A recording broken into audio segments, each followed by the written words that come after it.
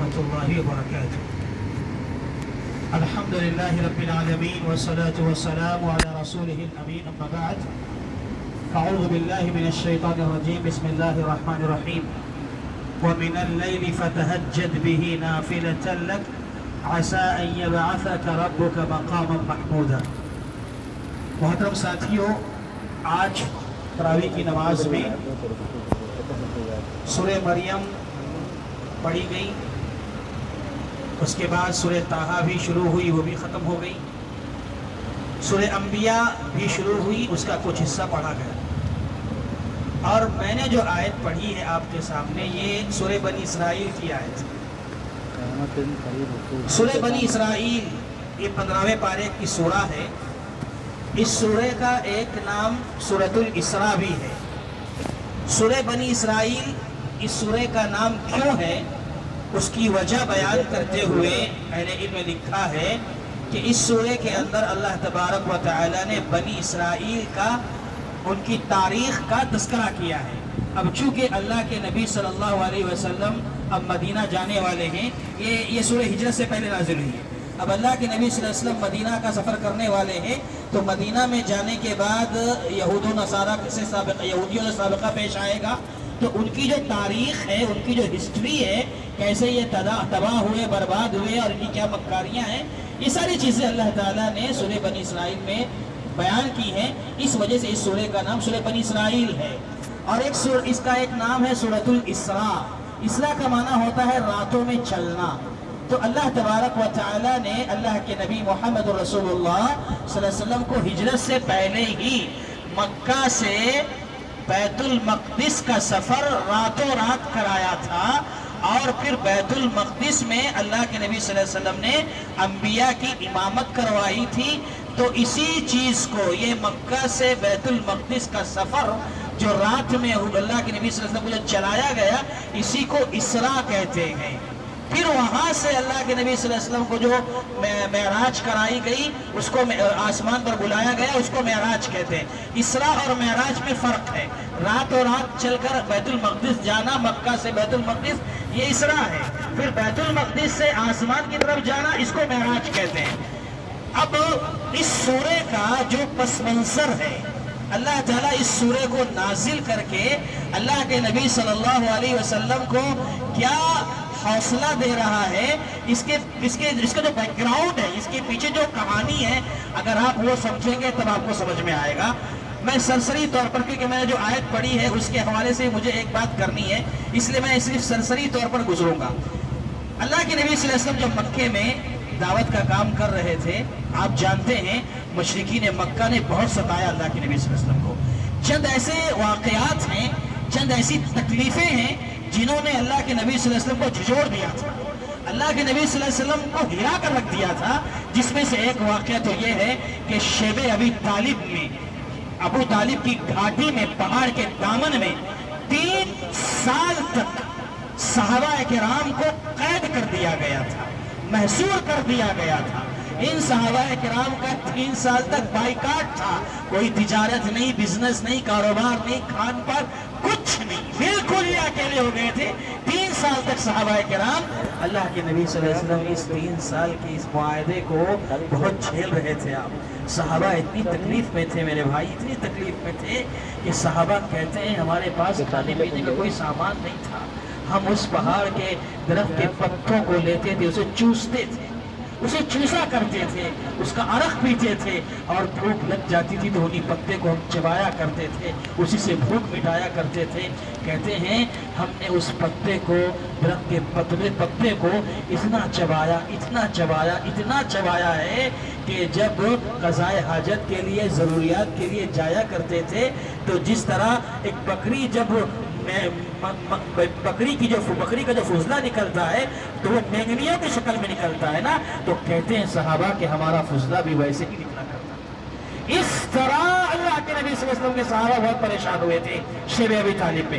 ये एक तकलीफ थी जो अल्लाह के नबी सल्लल्लाहु अलैहि वसल्लम को झिझोड़ कर रख दी थी। उसके बाद एक तकलीफ और आई, आपकी चही थी बीवी جب تک آپ سلامت تھی آپ کے اندر ایک حوصلہ تھا، ہمت تھی. خدیجہ الکبریٰ رضی اللہ تعالیٰ عنہ کا بہت سپورٹ آپ کو رہا. جب تک آپ سلامت تھی، دنیا میں تھی، اللہ کے نبی صلی اللہ علیہ وسلم بہت سکون سے رہے اور ان کا انتقال ہو گیا. صدمہ ہو گیا اللہ کے نبی صلی اللہ علیہ وسلم کو. ابھی اس غم سے باہر نہیں آئے تھے. آپ کے چچا ابو طالب کا بھی انتقال ہو گیا.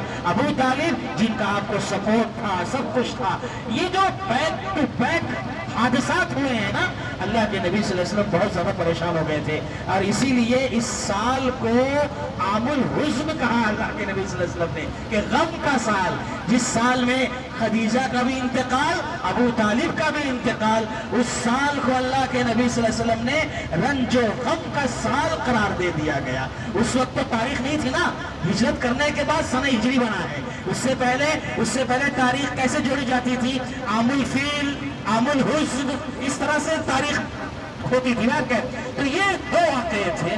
اور اس کے بعد ایک معاملہ کیا ہوا کہ جو سورہ بنی اسرائیل کا پس منظر بتا رہا ہوں.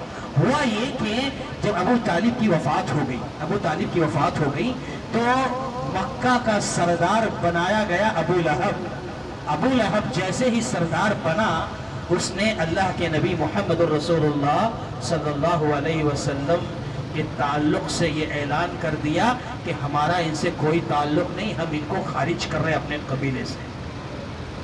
اور اس زمانے میں اگر کوئی قبیلہ کسی کو اپنے قبیلے سے ہٹا دیتا، باہر کر دیتا، تو وہ شخص ایسا ہو جاتا، کہیں کا نہیں رہتا. اگر کوئی اس پر حملہ کر دے، کوئی اس کو مار دے، قتل کر دے، تو قبیلے والے بھی انتقام نہیں لیتے.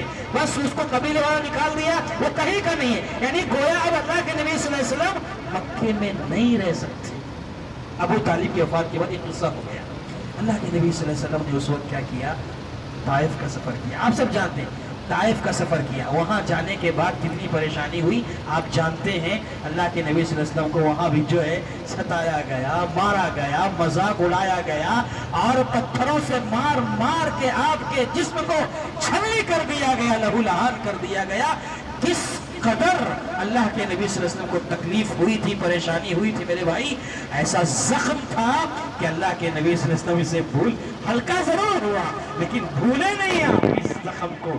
جانتے ہیں جب جنگ احد ہوئی تھی، اس میں 70 صحابہ شہید ہو گئے تھے. اللہ کے نبی صلی اللہ علیہ وسلم کا سر بھی پھٹ گیا تھا. اس تکلیف کے دن، جو دن تھا بڑا تکلیف کا دن تھا، اس دن کے بارے میں عائشہ رضی اللہ تعالیٰ عنہ پوچھتی ہیں، اے اللہ کے نبی صلی اللہ علیہ وسلم کیا اس دن سے بھی زیادہ تکلیف کا دن آپ پر گزرا ہے؟ ہاں عائشہ، طائف والا دن نہیں بھولتا. طائف میں میرے بھائی اللہ کے نبی صلی اللہ علیہ وسلم کو جتنی تکلیف ہوئی تھا نا، آپ میں سے اگر کوئی طائف گیا ہے، میں سمجھتا ہوں کہ کچھ لوگ گئے ہوں گے عمرے وغیرہ کو، تو کچھ لوگ احرام باندھنے کے لیے قرن منازل طائف گئے ہوں گے. تو اگر گئے ہیں آپ اور آپ نے معائنہ کیا ہے، واللہ اللہ گواہ ہے، میں نے بائی روڈ بھی سفر کیا ہے، میں نے پلین سے بھی دیکھا ہے، تو جو پہاڑیاں ہیں نا مکہ سے طائف جانے کے جو راستے ہیں، اللہ کے نبی صلی اللہ علیہ وسلم کیسے گزرے ہوں گے، دل ہل جاتا ہے میرے بھائی. اتنے خطرناک پہاڑ ہیں، نوکیلے، پیر رکھنا بھاری ہے وہاں پر، پیر رکھنا بھاری ہے. اللہ کے نبی صلی اللہ علیہ وسلم کیسے سفر کیے ہوں گے؟ 94 کلومیٹر کا سفر، اللہ اکبر، 94 کلومیٹر کا سفر کیسے اللہ کے نبی صلی اللہ علیہ وسلم نے برداشت کیا ہوگا؟ اس امید پر گئے تھے کہ شاید وہ لوگ میری بات کو مان لیں گے، مجھے ایک ٹھکانہ مل جائے گا، لیکن کیا پتا کہ اس سے زیادہ خطرناک ماحول وہاں پیش آنے والا ہے. بہر کیف بڑی لمبی داستان ہے میرے بھائی. آپ اسی لیے کہتا ہوں سیرت پڑھو، اللہ کی قسم ہے سیرت پڑھو، خاص طور پر رحیق المختوم آپ پڑھو گے از اول تا آخر. یہ میرا چیلنج، یہ میرا دعویٰ ہے اللہ کی قسم، اگر آپ رحیق المختوم سیریز پڑھو گے نا تو کم سے کم 10 مقام ایسے آئیں گے کہ آپ اپنے آنسو روک نہیں سکیں گے، آپ روک نہیں سکیں گے، برداشت نہیں کر سکیں گے.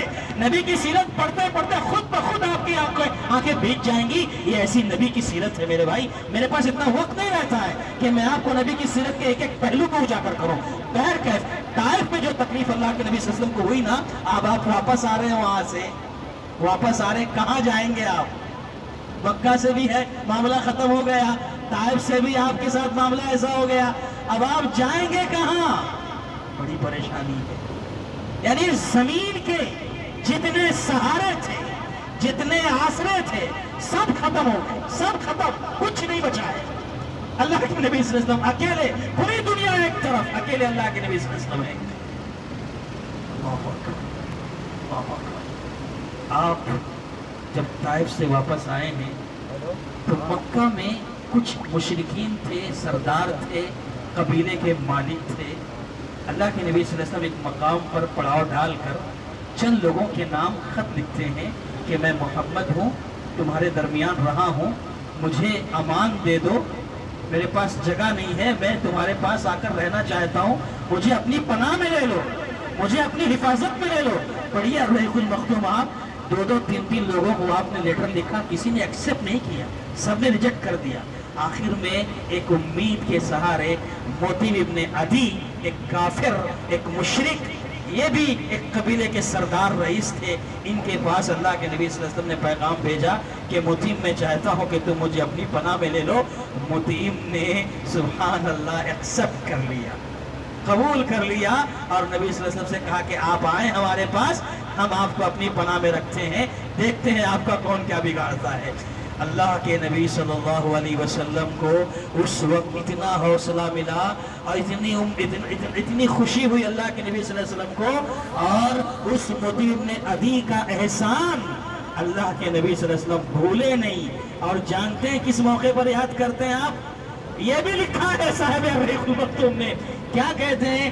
جب جنگ بدر میں 70 قیدی بیڑیوں میں جکڑے ہوئے ہیں، دشمنوں کے، کافروں کے، مشرکوں کے، سب 70 قیدی ہیں، ان کو دیکھتے ہیں اللہ کے نبی صلی اللہ علیہ وسلم، اور دیکھتے ہوئے کہتے ہیں صحابہ سے، کہتے ہیں لو کان المطعم ابن عدی حیا ثم کلمنی فی ہؤلاء النتنہ لترکتہم لہ، کہ آج اگر مطعم ابن عدی زندہ ہوتے، انتقال ہو گیا تھا ان کا، مدینہ اللہ کے نبی صلی اللہ علیہ وسلم آئے اس سے پہلے مطعم کا انتقال ہو گیا تھا۔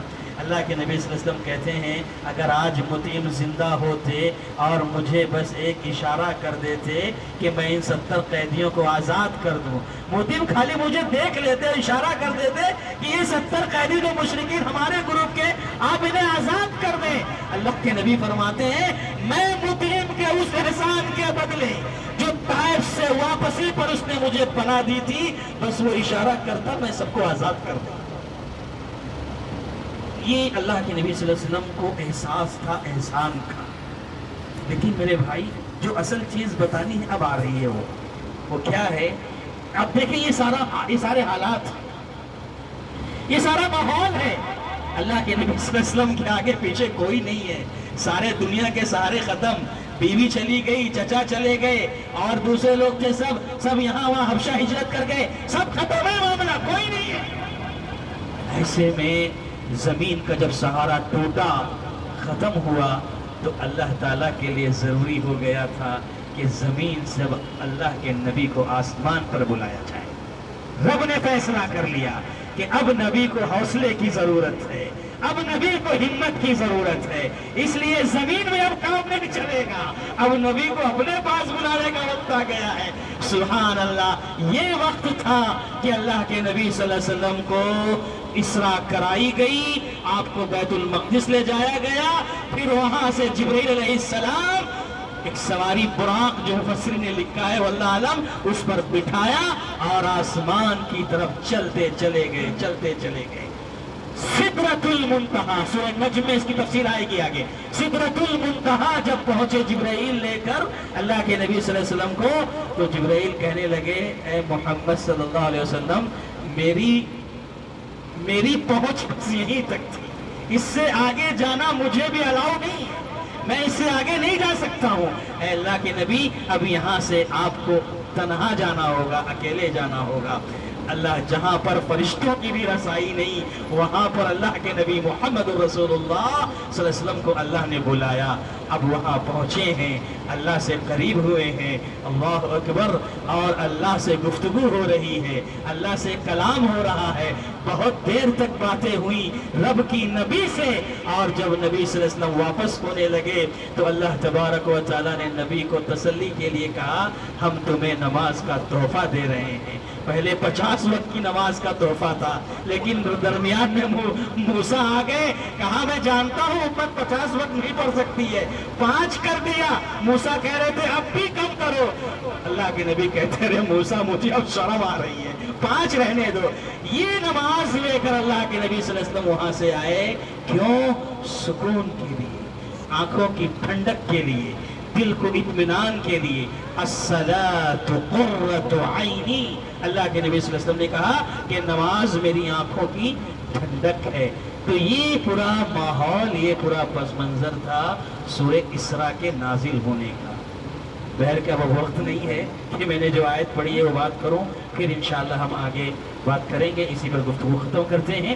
اللہ سے دعا ہے کہ اللہ تبارک و تعالی ہم تمام کو پیارے نبی محمد رسول اللہ صلی اللہ علیہ وسلم کی جو ہسٹری ہے، جو سیرت ہے، ان کی زندگی کے جو واقعات ہیں، اسے پڑھنے سمجھنے کی اللہ تعالی ہم سب کو توفیق عطا فرمائے، آمین۔ وآخر دعوانا ان الحمد للہ رب العالمین۔ السلام علیکم ورحمۃ اللہ وبرکاتہ۔